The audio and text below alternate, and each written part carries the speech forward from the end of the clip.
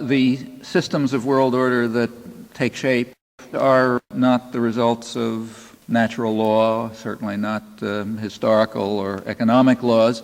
They come from human decisions in human institutions, which can be made in different ways.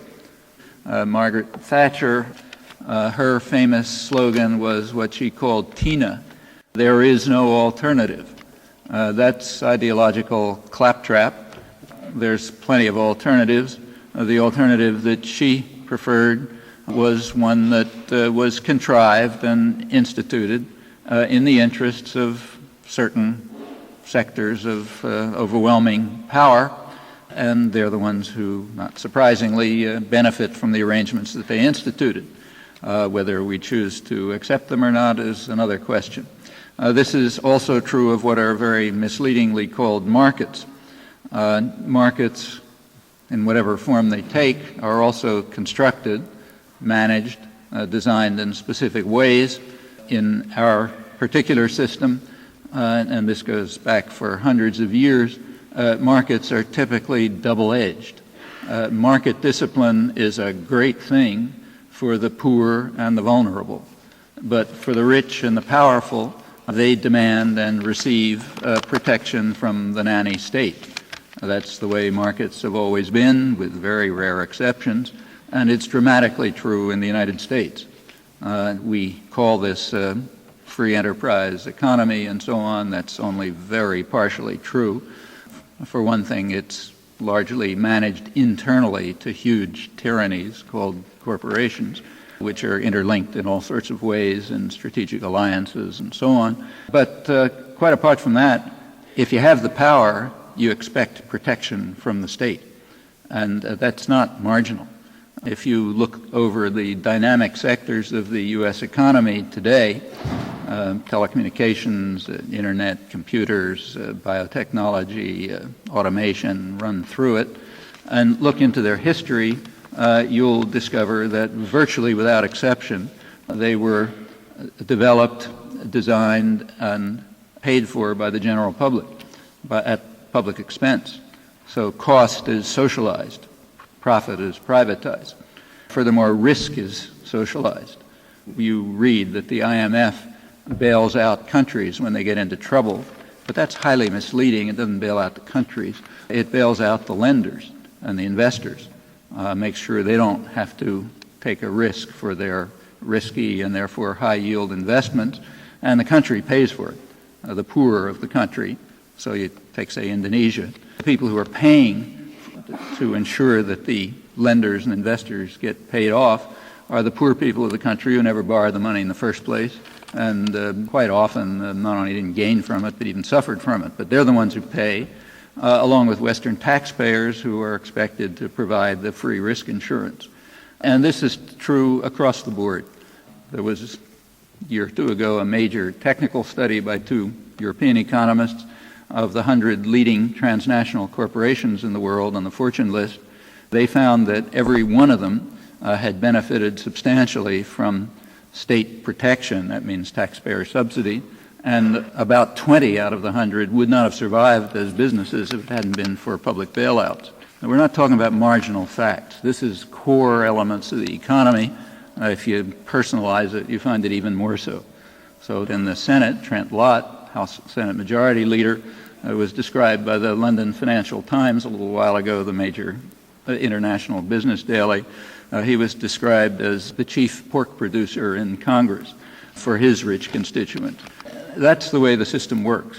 Market discipline is perfect for poor people in El Salvador or working mothers in the slums. They have to learn responsibility, but not the rich and the powerful. They have to be protected. That's the truth about neoliberalism. It's double-edged, and that goes back hundreds of years. That's a good part of the reason why the third world is the third world and the first world is the first world. You go back 200 years ago, they weren't very different. They diverged enormously, and there are a lot of reasons for that, but one substantial part of the reason is that the third world had market discipline rammed down their throats by force, whereas the first world, England, the United States, Germany, Japan, without exception, every developed country, had a powerful state initiative that protected and developed the economy, and that continues right till this moment. So that's what's called markets. They're designed in particular ways. Well, who makes these decisions? In the international arena, the decisions are made by states. But to borrow George Orwell's phrase, some states are more equal than others. The ones who are most equal are the ones called G7, the 7 rich industrial countries. So they have an overwhelming effect on state decisions. And of G7, the one that's far and away the most equal is, of course, the United States, which since the Second World War has had a position of overwhelming international power, and no historical precedent to that, and of course has used it to design a world in the interests of powerful sectors within.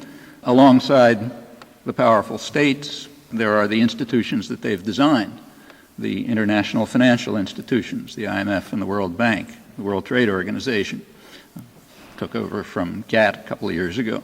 Those are institutions of global dominance, global control, which are themselves controlled by the rich countries and primarily by the United States, which once again has an overwhelming influence.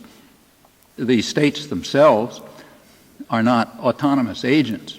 They don't act as a degree of autonomy, but to a very large extent, as you'd expect, what they do reflects the internal distribution of power.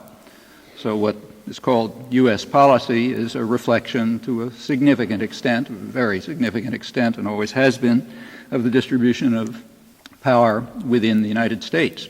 And that's no secret either.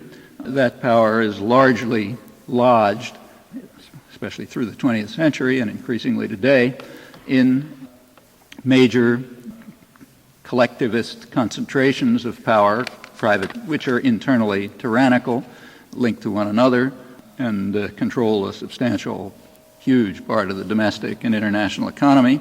The corporate systems, the industrial and the financial institutions, which are increasingly transnational. The extent to which they control the international economy is growing and enormous. Just to give one index, and there are many, the sales of affiliates, foreign affiliates of transnationals, so affiliates of General Motors operating abroad and so on, the sales of affiliates of transnationals alone is considerably greater than total of world trade. In the last 25 years, this is a major and significant change, something without precedent in the history of industrial capitalism. There has been a huge explosion of financial institutions and financial capital, almost all speculative. Very little of it has anything to do with the real economy, maybe 5%. And that is an enormous flow.